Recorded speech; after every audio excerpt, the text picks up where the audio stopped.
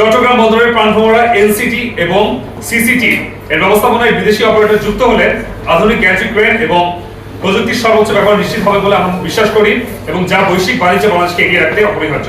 27 November 2025 দেশের অর্থনীতির প্রাণকেন্দ্র এবং বাণিজ্যের লাইফলাইন চট্টগ্রাম বন্দরকে দুর্নীতিমুক্ত করা এবং আধুনিকায়ন এবং সম্প্রতি সামাজিক যোগাযোগ মাধ্যমে চলমান যে বিভ্রান্তিকর প্রচারের বিরুদ্ধে আজ জাতীয় প্রেস ক্লাবে জহুর হোসেন চৌধুরী হলে সচেতন নাগরিক ও ছাত্র জনতার ব্যানারে এক গুরুত্বপূর্ণ সংবাদ সম্মেলন আমরা আয়োজন করেছি। মূল দাবিগুলো আমরা নিচে তুলে ধরছি। প্রথম দাবি, অর্থনৈতিক প্রতিরোধ ও মুদ্রাস্ফীতি নিয়ন্ত্রণ। ট্রান্সপারেন্সি ইন্টারন্যাশনাল চেয়ারের তথ্য মতে বর্তমানে চট্টগ্রাম বন্দরে ঘুষ বা স্পিড মানি ছাড়ার সময় মতো কোনো কাজ করা প্রায় অসম্ভব হয়ে দাঁড়িয়েছে। এই অনিয়ম জাতীয় অর্থনীতিতে প্রায় $1.1 বিলিয়ন, প্রায় যা বাংলাদেশি সমমূল্যের 13,000 কোটি টাকা অতিরিক্ত খরচ চাপাচ্ছে। বন্দরের এই বাড়তি খরচের ভার শেষ পর্যন্ত সাধারণ ভোক্তাকেই বহন করতে হচ্ছে, যা দ্রব্যমূল্য বৃদ্ধির অন্যতম কারণ হিসেবে আমরা দেখতে পাচ্ছি।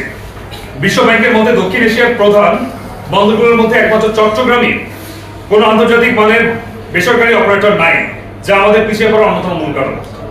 আমাদের দ্বিতীয় দফা হচ্ছে জাহাজ জট কমানো ও অপারেশনাল দক্ষতা বৃদ্ধি। বর্তমানে সনাতন পদ্ধতিতে জাহাজ খালাস করতে যেখানে 7 থেকে 12 দিন সময়, কিছু কিছু জায়গায় আমরা দেখেছি 16 দিন পর্যন্ত সময় লাগে, সেখানে আধুনিক বেসরকারি অপারেটররা তা 48 ঘন্টার মধ্যে সম্পন্ন করতে সক্ষম হয়েছে।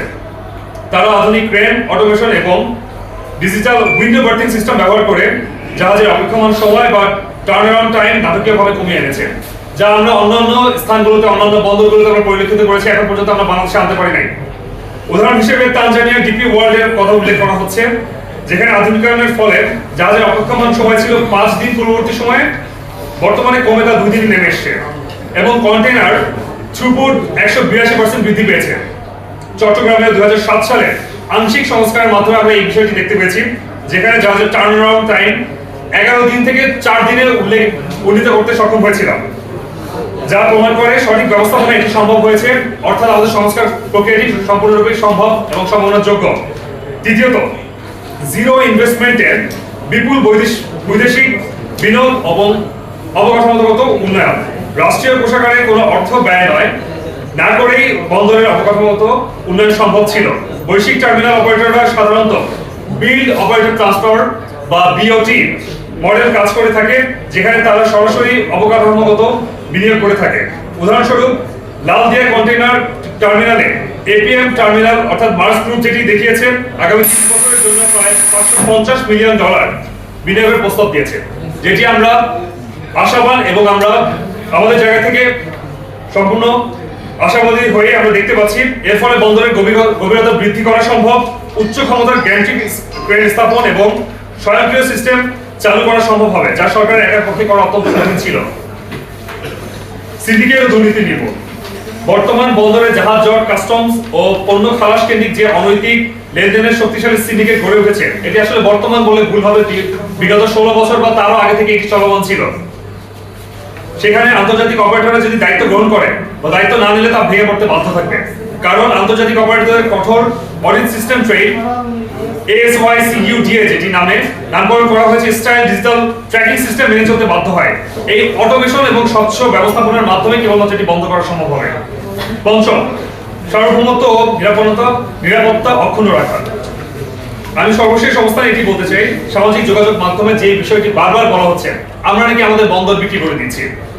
এই বন্দর বিক্রি নামে যে গুজব ছড়ানো হচ্ছে, সেটি মূলত এই সিন্ডিকেটের একটি অংশের কাজ, যারা এর মাধ্যমে বিভিন্নভাবে অনৈতিকভাবে এবং অস্বচ্ছভাবে টাকা পয়সা এখান থেকে ইনকাম করছে বা নিয়ে যাচ্ছে, তাদেরই সম্পূর্ণভাবে এখানে বাধা হয়ে দাঁড়াচ্ছে। অন্য কারণে আমি কোনো ধরনের কোনো সমস্যা বলে আমি মনে করছি না। আমি স্পষ্টভাবে বলতে যাচ্ছি, 16 দিন যেটি 16 দিনের জায়গা থেকে এটি 2 দিন বা 4 দিনে নামিয়ে আনা সম্ভব হচ্ছে, সেটিকে কেন আমি 16 দিনে রাখবো এবং কেন এটি বলা হলে আমাদের পেটে লাথি মারা হচ্ছে, এই ধরনের কোনো ন্যারেটিভ দাঁড় করানো হচ্ছে, সেটি আমার সম্পূর্ণভাবে প্রশ্নের সম্মুখীন রাখছে। এখানে একটি কথা বলা হচ্ছে, ল্যান্ডলর্ড পোর্ট মডেল অনুসরণ করে গভর্নমেন্ট তাদের নিজের করায়ত্ত করেই এই কাজটি সম্পন্ন করবে, অর্থাৎ সরকার ভূমির মালিক এবং নিয়ন্ত্রক হিসেবে থাকবে। বন্দরের কাস্টমস, ইমিগ্রেশন এবং সামগ্রিক নিরাপত্তার ব্যবস্থা বরাবরের মধ্যে বাংলাদেশের সরকার এবং নৌবাহিনীর হাতে ন্যস্ত থাকবে। অপারেটররা কেবল ম্যানেজমেন্টের দায়িত্ব এবং নির্দিষ্ট সময়ের জন্য কারিগরি সেবা প্রদানকারী বা লজিস্টিক পার্টনার হিসেবে কাজ করবে। চট্টগ্রাম বন্দরের প্রাণভোমরা এলসিটি এবং সিসিটি এর ব্যবস্থাপনায় বিদেশি অপারেটর যুক্ত হলে আধুনিক গ্যান্ট্রি ক্রেন এবং প্রযুক্তির সর্বোচ্চ ব্যবহার নিশ্চিত হবে বলে আমরা বিশ্বাস করি এবং যা বৈশ্বিক বাণিজ্য বাংলাদেশকে এগিয়ে রাখতে অপরিহার্য।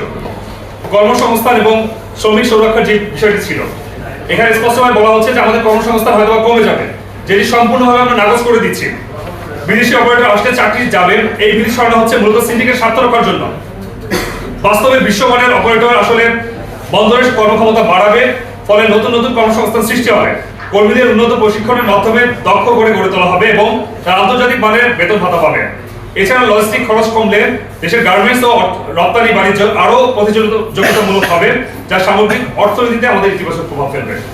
সংবাদ সম্মেলনের শেষ পর্যায়ে যারা বক্তারা আপনারা যারা শুনছিলেন, প্রশ্নোত্তর পর্বের জায়গায় এবং আমাদের আরো কিছু এক্সপ্লেনেশন যারা ছিল সেই পর্যন্ত আপনাদের জন্য আমরা অপেক্ষমান থাকবো। ধন্যবাদ।